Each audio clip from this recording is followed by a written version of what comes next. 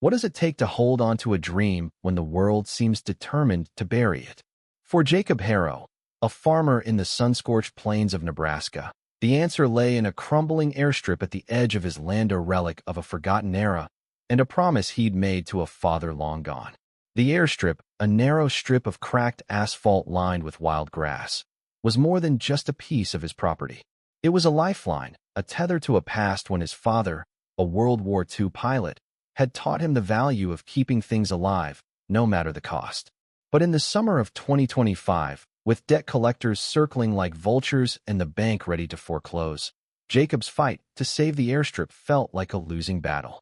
Until the day a C-17 roared out of the sky and changed everything. Jacob was 58, his hands calloused from decades of tilling soil and fixing engines. His farm, once a thriving patchwork of corn and wheat, had withered under years of drought and bad luck.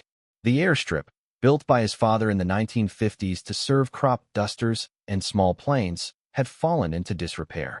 Yet Jacob refused to let it go. Every spare dollar, every sleepless night, went into maintaining it, patching the runway, clearing the weeds, keeping the windsock from fraying. The townsfolk called him a fool. Sell the land, they urged. The airstrip's useless. Nobody's landed there in years. But Jacob couldn't explain the pull he felt. It wasn't just about his father's memory. It was about proving that some things were worth saving, even when hope seemed as scarce as rain. The debt had piled up slowly, then all at once.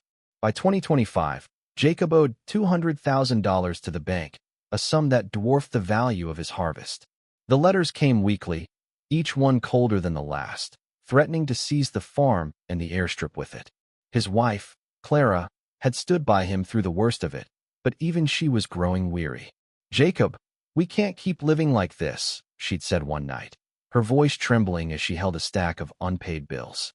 "What's the airstrip for if it's tearing us apart?" He didn't have an answer, only a stubborn resolve that kept him out there, day after day, working the land and the runway as if both could be saved by sheer will. One sweltering July morning, as Jacob patched a crack in the asphalt, a stranger appeared at the edge of the field. She was a young woman, maybe 30, with sharp eyes and a clipboard tucked under her arm. "Mr. Harrow," she called, her voice cutting through the hum of cicadas. "I'm Ellie Voss, aviation historian. I'm researching old airstrips for a documentary. Mind if I ask you some questions?" Jacob wiped the sweat from his brow, wary. He'd had enough of outsiders poking around, usually bank agents or developers sniffing out a bargain. But Ellie was different. She spoke with a quiet passion about the airstrip's history, how it had once been a vital stop for pilots during the war, a place where men like Jacob's father had found refuge.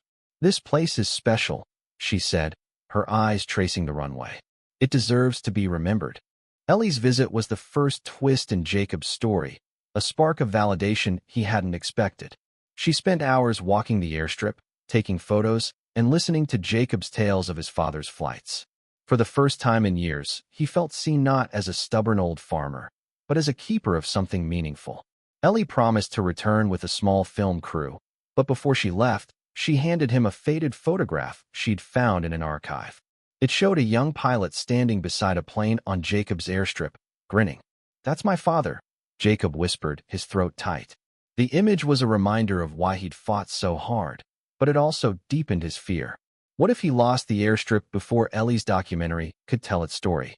Days later, the second twist arrived in the form of a letter not from the bank, but from a man named Tom Whitaker, a retired Air Force colonel.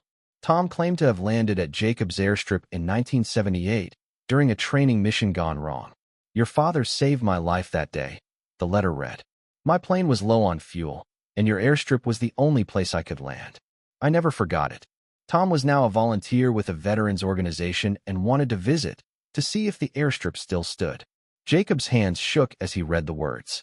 The airstrip hadn't just been his father's dream, it had been a haven, a place that had saved lives. He wrote back, inviting Tom to come, though he didn't know if the old man would make the trip. The weeks that followed were a blur of desperation. The bank set a foreclosure date, August 15, 2025. Jacob worked harder, pouring every cent from his meager harvest into the airstrip, even as Clara begged him to stop. Ellie returned with her crew, filming Jacob as he recounted his father's stories, but the weight of the looming deadline hung over every frame. "Why do you keep fighting for this?" Ellie asked one evening, her camera rolling. Jacob paused, staring at the runway glowing under the setting sun. "Because it's not just land," he said. "It's proof that one person can make a difference, even when the world says it's impossible." On August 14th, the day before the foreclosure, Jacob stood alone on the airstrip, his heart heavy. Clara had gone to stay with her sister, unable to watch the end of their life's work. Ellie's crew had left, promising to finish the documentary, but it felt like too little, too late. The sky was clear, the air still, when a low rumble broke the silence. Jacob squinted, shielding his eyes as a massive shadow loomed overhead. AC-17 Globemaster III, a military cargo plane, was descending, its engines roaring as it lined up with the airstrip. Jacob froze, disbelief rooting him to the spot. The plane touched down with a precision that belied its size, kicking up dust and shaking the ground. As the engines powered down, a hatch opened, and Tom Whitaker stepped out, his silver hair catching the light. Behind him were a dozen other veterans, men and women who had served in conflicts spanning decades. "Jacob Harrow?" Tom called, his voice strong despite his age. "We heard you were in trouble. This airstrip saved my life once, and we're here to return the favor." The veterans had rallied, pooling their resources to pay off Jacob's debt. The C-17, on a routine training flight, had been granted permission to land as a symbolic gesture salute to the airstrip's legacy and Jacob's unwavering resolve. Tears streamed down Jacob's face as he shook Tom's hand, the weight of years lifting in an instant. Ellie's crew, who had quietly returned that morning, captured every moment, their cameras rolling as the veterans shared stories of other forgotten airstrips that had saved lives.